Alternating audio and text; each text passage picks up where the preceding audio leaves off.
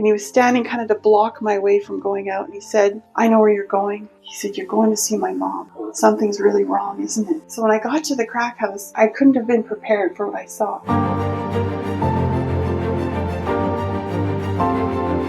I want to welcome you back again for another story answering the question, is God active? Today I'm here again with my sister Carla, and she is going to tell us another story that you're not going to want to miss. Carla, so glad you're here today. Thank you, Luke. So I have been taking care of kids for about 17 years now, and there was a little boy that had come to us. It was just before he turned 4, and this little boy had actually been through 8 homes before ours, which he was really, he had a lot of pain and trauma, and he also couldn't connect with anyone. So because of that, he had a lot of behavioral issues, and he would really push us to the limit. But he was the neatest kid, and you couldn't help but love this kid because he just was so full of life. And the neat thing about him is that he actually really loved God. He didn't know anything about Jesus before he came to our house. But we would have worship and we would tell about, stories from the Bible about Jesus, how much he loved him. And he just accepted it and just completely believed. So he would always pray for his mom. Now, his mom was a drug addict. She had lived in the crack house for many years. And he was taken actually from her right at birth, so he didn't really know her that well, but he always prayed for her. Every single day he prayed. He would pray during worship at our house. And then when he went to school, he went to a private school, a Christian school, and they said that the teachers would tell me he prays. Every time we ask, is there any prayer requests, he would always say, pray for my mom, Tina. Please pray for her. So years went by, and he is praying faithfully every single day for her. Wow. And he just kept on doing this. And then I had kind of gotten to know the mom a little bit. Different times I'd go into town and I'd bump into her. And I was always struck with how sweet she was. And she was always so thankful to me for taking care of her son. It wasn't like she wanted something from me or she was rude like some people are in that life. No, she was just really, really sweet. Anyway, I'd also gotten to know his grandmother, and his grandmother would come pick him up once every 2 weeks for a 24-hour period. So I knew her, and we'd formed a relationship. And one day she called me and she said, Carla, can you please come to the hospital? I'm here with Tina, and it doesn't look like she's going to make it. She's very, very sick. Could you please come? I said, oh, absolutely, I'll come. And, on my drive to the hospital, I was just praying to God, and I was saying, Lord, please, I know this little boy has been praying every day for years for his mom. Could you please give me something to encourage her and Grandma and just give them some kind of hope and courage? So I'm praying these prayers the whole way, and I get there. And I have to say that it was really hard to enter that room. I don't know if you've been in a situation where you can feel the pain is so intense that people don't even have to speak a word. You can feel it.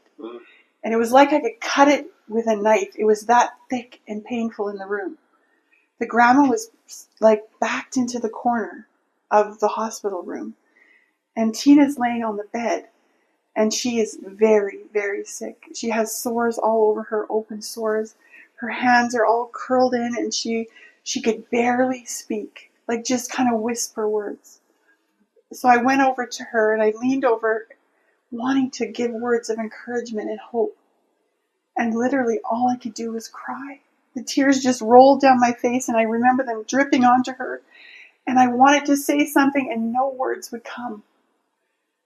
Then the grandma says, I know what you're doing. And I kind of straightened up and she said, you're praying, aren't you?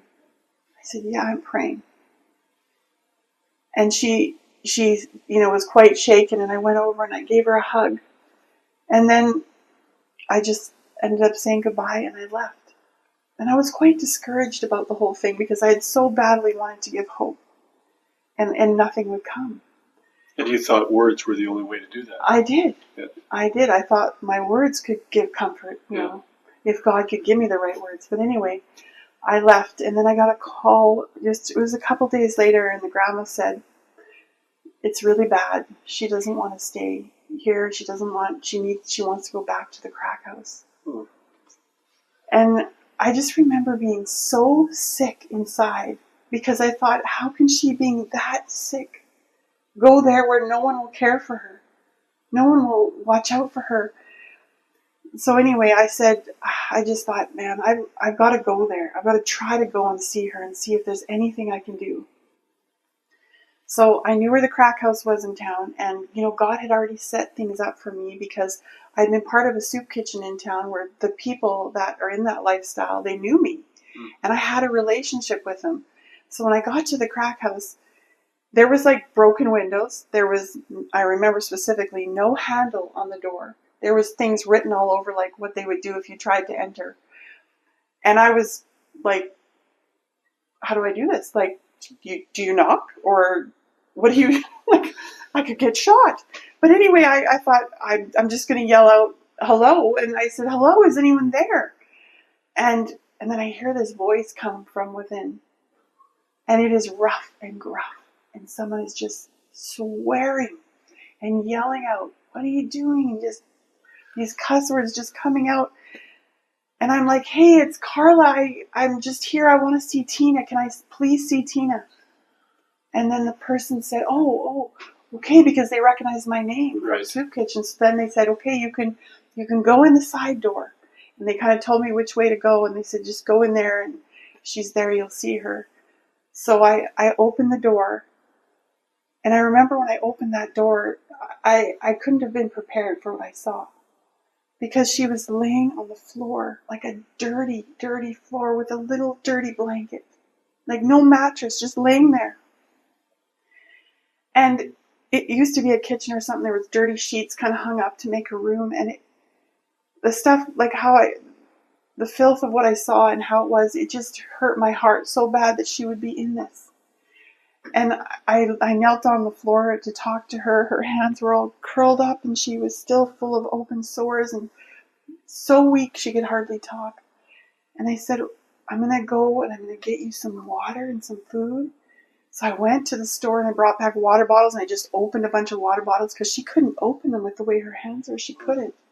And I had brought some food and I talked with her, tried to give her hope. And then I thought, I said to her, I'm going to go, but I'm going to come back and I'm going to keep checking on you. I want to make sure you have food and water. Anyway, I don't know if she was eating the food, but she needed the water. So anyway, I went back home and I started going to visit her. And the social workers had told me, because I had let them know what was happening, that I wasn't allowed to tell this little boy what was going on. And it was really hard, but one day he met me at the door. And he had his arms crossed. And he was standing kind of to block my way from going out. And he said, I know where you're going. I said, where am I going? He said, you're going to see my mom. Something's really wrong, isn't it? I didn't know what to say. I said, yeah, I am going to see your mom. She's not well. And he said, well, I've written a letter and I want you to take it to her. I said, okay, I'll take it to her. So I took the letter from him and I went down to see her. And when I got there, I said, your son has written you a letter and he wants you to read this. It's important to him. And she said, I can't read this right now. She said, could you read it to me? So I remember opening that letter, and for the rest of my life, I'll never forget that letter because it was so beautiful. It said, Mom, for God so loved the world that he gave his only son, that whoever believes in him will not perish, but have everlasting life. And Mom, I have eternal love for you. It just broke my heart to hear that beautiful, beautiful letter. And I watched her. She was touched and she believed, she grabbed hope. I watched it. I was so excited. She said, please, can you give me a hug? Tears were just running down her face. She's on the ground there. And I hugged her. Right in the mess, everything. Just right there. And I was so excited because I knew I could go back and I could tell this little boy, your prayers have been heard and answered.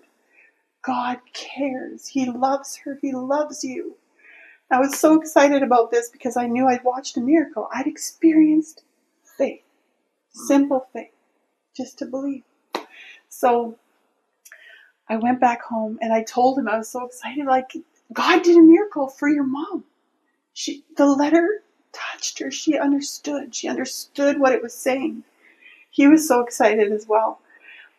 Anyway, I thought, well, you know, if she dies, at least I know that she accepted God into her heart. Mm-hmm.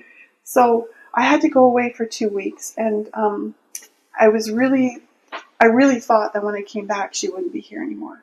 I thought she would be gone. So I'd actually asked a friend of mine to go and be checking up on her.